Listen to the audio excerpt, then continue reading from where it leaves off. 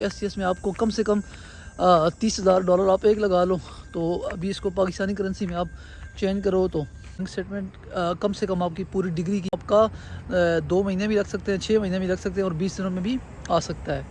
तीसरा ये है कि आयल्स की मिनिमम रिक्वायरमेंट 6 बैंड होती है, ईच 6। तो ये टोटल हो गया $30,000। तो आपका ये सीधा सीधा ये आ गया, मतलब कि 1 साल की GIC जो आपने अकाउंट खुलवाना है कैनेडियन, और उसमें आपने पैसे रखने हैं।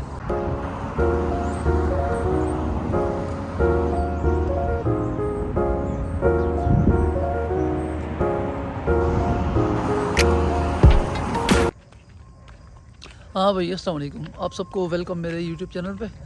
तो आज बात करते हैं कि कनाडा स्टडी वीज़ा के लिए आपको कौन कौन से डॉक्यूमेंट्स चाहिए और इसके लिए आपके पास कितने पैसे होने चाहिए, आपकी एजुकेशन कितनी होनी चाहिए और आपके पास कितने साल का एक्सपीरियंस आपका अगर है तो आपका वो एक्सेप्टेबल है। तो इन सारी चीज़ों के बारे में डिटेल से बात करते हैं। तो आइए बढ़ते हैं वीडियो की तरफ। तो भाई देखो, बात ऐसी कि कनाडा स्टडी वीज़ा पे आने के लिए आपके पास 2 तरीके होते हैं। पहला तरीका ये होता है कि आप अगर पाकिस्तान से हो, इंडिया से हो या एशिया की 5 कंट्री है वो आप देख सकते हो गूगल पे। तो अगर आप उन कंट्रीज़ में से किसी मुल्क से आ रहे हो कनाडा स्टडी वीज़ा के लिए, तो आपके पास दो ऑप्शन है। दो ऑप्शन कौन से हैं? पहला ऑप्शन है कि STS, दूसरा है नॉन STS।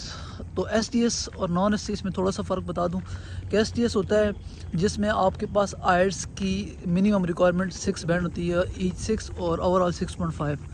और नॉन STS में आयल्स नहीं होता। STS में आपको 1 साल की फ़ीस जमा करवानी ज़रूरी होती है, जबकि नॉन STS में आपको 1 साल की फ़ीस जमा करवाने की कोई ज़रूरत नहीं होती। और दूसरा ये है कि STS में अगर आप अप्लाई करते हो तो STS में आपके वीज़ा का जो प्रोसेस टाइम है वो आपका 20 दिन से 25 दिन, आपको 20 दिनों के अंदर आपका डिसीजन आ जाता है। जबकि नॉन STS में आपका 2 महीने भी लग सकते हैं, 6 महीने भी लग सकते हैं और 20 दिनों में भी आ सकता है। तीसरा ये है कि STS में आपको 1 साल की फ़ीस जमा करवाने के साथ साथ आपको $10,000 कैनेडियन डॉलर आपको कनाडा में किसी भी बैंक में अकाउंट खुलवाना पड़ेगा पाकिस्तान से बैठ के। तो आपने उसमें वो $10,000 यहाँ पे भेजने हैं, जबकि नॉन STS में ऐसी कोई चीज़ नहीं है। और इस तरह अगर हम बात करें, STS में बैंक स्टेटमेंट की ज़रूरत नहीं होती। नॉन STS में आपको बैंक स्टेटमेंट कम से कम आपकी पूरी डिग्री की जितनी पेमेंट है, मतलब कि अगर आपकी 2 साल की डिग्री है और आपकी टोटल फ़ीस 45,000 है, 40,000 है या 30,000 है, तो उस हिसाब से आपने अपनी बैंक स्टेटमेंट मेंटेन करके आपने वो शो करवानी है पिछले 6 महीनों की। तो नॉन STS में ये चीज़ नहीं होती, नॉन STS में होती है। दूसरा ये कि STS का ये फ़ायदा है कि STS में अगर आपके पास आयल्स नहीं है तो आप आयल्स के बगैर भी वीज़ा अप्लाई कर सकते हो, जबकि नॉन STS में आपके पास अगर आयल्स नहीं तो आप आयल्स के बगैर अप्लाई कर सकते हो। लेकिन अगर आपके पास STS है, आप STS के अंदर अप्लाई कर रहे हो तो आपको आयल्स की रिक्वायरमेंट मस्ट है, आपको आयल्स हर सूरत में जमा करवाना है। तो ये सारी चीज़ें हैं, तो आ गई रिक्वायरमेंट्स। बाकी अब बात करते हैं कि इस पे बजट कितना आता है। तो ये बहुत बड़ा एक क्वेश्चन होता है। कोई भी बंदा जब किसी मुल्क से या किधर जाना चाहता है तो वो सबसे पहले यही सोचता है कि मेरे पास आया इतने पैसे होंगे या नहीं। तो इस पे बात करते हैं, बढ़ते हैं आगे। तो अब बात करते हैं कि फाइनेंशियल का जो एक है बहुत बड़ा, मतलब कि आपको कितने पैसे चाहिए होंगे। तो इस बात को मैं क्लियर कर दूं कि अगर आपने STS आना है तो आपने टोटल हिसाब लगा लेना है कि $10,000 आपने एक साइड पे कर देना है, जो कि आपने हर सूरत में बैंक अकाउंट खुलवा के कनाडा में उसमें रखवाना है। दूसरा ये है कि आपने 1 साल की फ़ीस आप लगा लो कि एक सेमेस्टर की फ़ीस 9,000 से 12,000 तक होती है, तकरीबन 9,000। आप 10,000 लगा लो एक सेमेस्टर की, तो 2 सेमेस्टर होते हैं तो आप लगा लो $20,000। तो ये टोटल हो गया $30,000। तो आपका ये सीधा सीधा ये आ गया, मतलब कि 1 साल की GIC जो आपने अकाउंट खुलवाना है कैनेडियन, और उसमें आपने पैसे रखने हैं। और दूसरा आपने 1 साल की फ़ीस जमा करवानी है, जो कि ये दोनों चीज़ें आपकी नॉन STS में नहीं होती। नॉन STS में आपकी ये चीज़ें आप नहीं करते। तो ये जो ऊपर वाला $30,000, तो ये आपका एक हिसाब से बचत हो जाती है।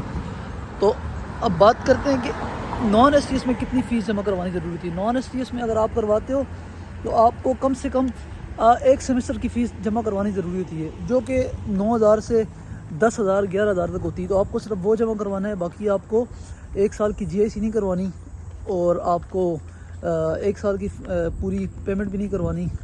तो आपको इसके साथ सिर्फ ये है कि नॉन एस में आपके पास बैंक स्टेटमेंट ज़रूरी होनी चाहिए, जो कि 45-50 लाख से लेके आप जितनी ज़्यादा कर सकते हो तो उतना आपके लिए वेल एंड गुड है। तो ये है आपका फाइनेंशियल पोर्शन। इसके बाद बात करते हैं कि अगर आप कनाडा स्टडी वीज़ा पे आते हो, तो अगर आपने स्टडी छोड़ी है 2018 में या 2016 में, तो फिर इसका क्या होगा, मतलब कि स्टडी गैप आपने कैसे कवर करना है। तो ये आप किसी भी फील्ड का जॉब एक्सपीरियंस डाल के आप अपना स्टडी गैप आप इस पर क्लियर करवा सकते हो। तो स्टडी गैप के साथ साथ बात करते हैं कि स्टडी गैप के साथ साथ आपने कोई भी जॉब एक्सपीरियंस बना के किसी भी फील्ड से, अपनी फील्ड का आपने जॉब एक्सपीरियंस बना के आपने वो अटैच कर देना है। चाहे 2020 में आपने किए, आप वीज़ा अप्लाई कर रहे हो 2023 में, तो 3 साल के गैप एक्सपीरियंस आपने उसमें डाल के आप अप्लाई कर सकते हो। तो अब बात करते हैं कि आइट्स। तो आइट्स अगर आप STS में अप्लाई करते हो तो आपको आइट्स करना मस्ट है।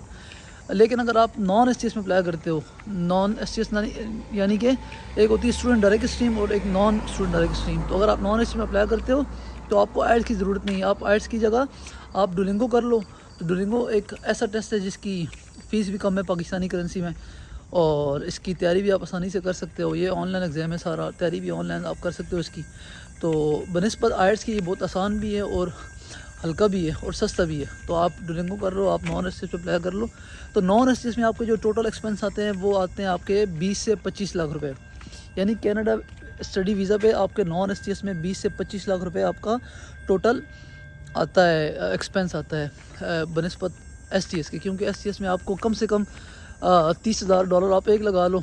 तो अभी इसको पाकिस्तानी करेंसी में आप चेंज करो। तो यहाँ पे बैठते हैं, पहले बैठ के बात करते हैं।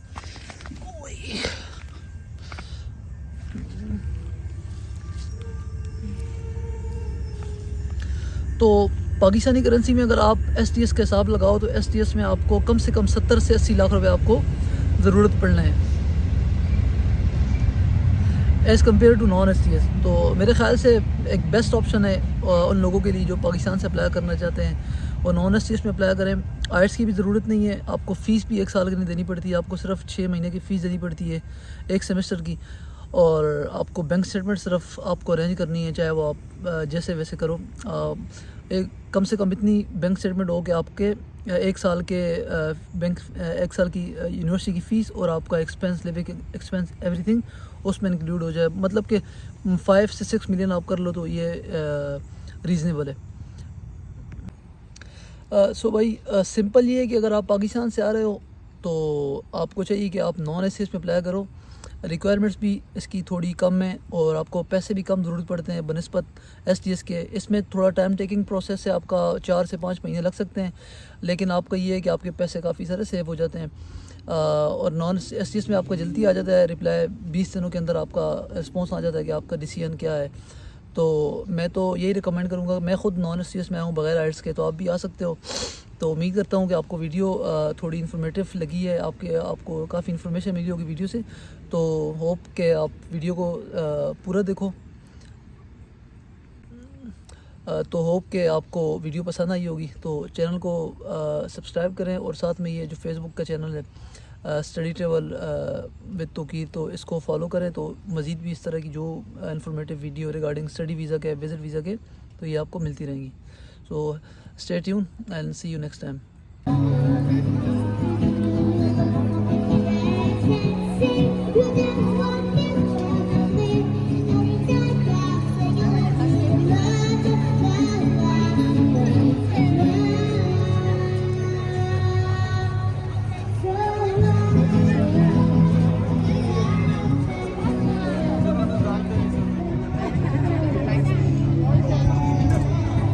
Dexiso.